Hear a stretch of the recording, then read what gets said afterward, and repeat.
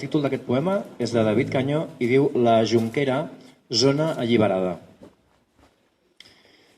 Vam haver de tapar-nos el rostre per fer-nos visibles. Vam haver d'encendre les nits per combatre la foscor a la que ens volien sotmetre.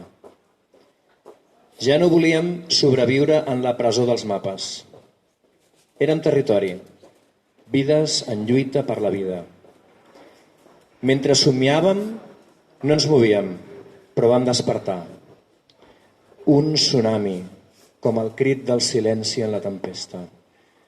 Fer la revolució era defensar el nostre dret a ser. Per això cridàvem llibertat. Per retornar la veu a la gent, calia desfer-nos de totes les mordasses. David Canyó, 11 de novembre d'aquest any, de 2019.